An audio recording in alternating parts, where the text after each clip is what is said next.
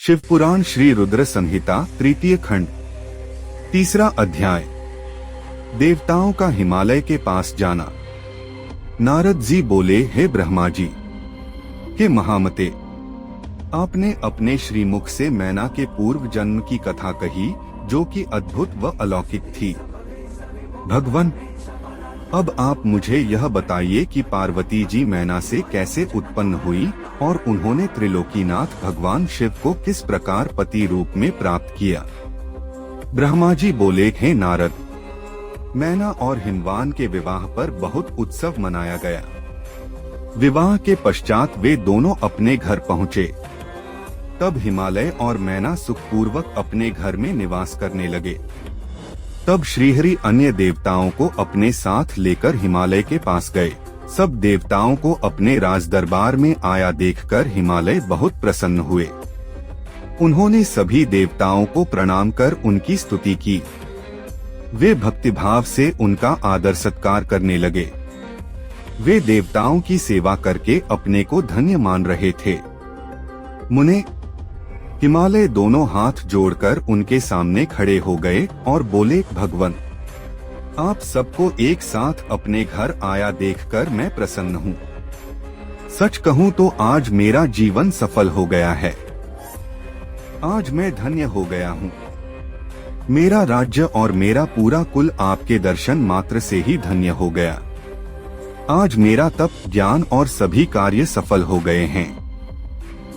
भगवान, आप मुझे अपना सेवक समझें और मुझे आज्ञा दें कि मैं आपकी क्या सेवा करूं।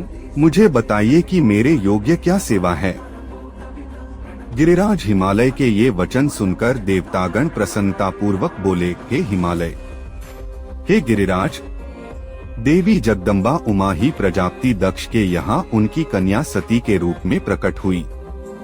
घोर तपस्या करने के बाद उन्होंने शिवजी को पति रूप में प्राप्त किया, परंतु अपने पिता दक्ष के यज्ञ में वे अपने पति का अपमान सह न सकी और उन्होंने योगाग्नि में अपना शरीर भस्म कर दिया। यह सारी कथा तो आप भी जानते ही हैं। अब देवी जगदम्बा पुनः धरती पर अवतरित होकर शिवजी की अर्धांगिनी बनना चाहती हैं। हे हिमालय, हम सभी यह चाहते हैं कि देवी सती पुनः आपके घर में अवतरित हों। श्री विष्णु जी की यह बात सुनकर हिमालय बहुत प्रसन्न हुए और आदर पूर्वक बोले, भगवान, यह मेरे लिए बड़े सौभाग्य की बात है कि देवी मेरे घरांगन को पवित्र करने के लिए मेरी पुत्री के रूप में प्रकट होंगी। तब हिमालय अपनी पत्नी के साथ और देवताओं को लेकर देवी जगदम्बा की शरण में गए। उन्होंने देवी का स्मरण किया और श्रद्धा पूर्वक उनकी स्तुति करने लगे। देवता बोले, हे जगदम्बे, हे उमे, हे शिवलोक में निवास करने वाली देवी, हे दुर्गे, हे महेश्वरी, हम सब आपको भक्तिपूर्वक नमस्कार करते हैं। आप परम कल्याणकारी हैं। आप पावन और शांति स्वरूप आदिशक्ति हैं। आप ही परम ज्ञानमयी शिवप्रिया जगदम्बा हैं। आप इस संसार में हर जगह व्याप्त हैं। सूर्य की तेजस्वी किरण आप ही हैं। आप ही अपने तेज से इस संसार को प्रकाशित करती हैं। आप ही जगत का पालन करती हैं।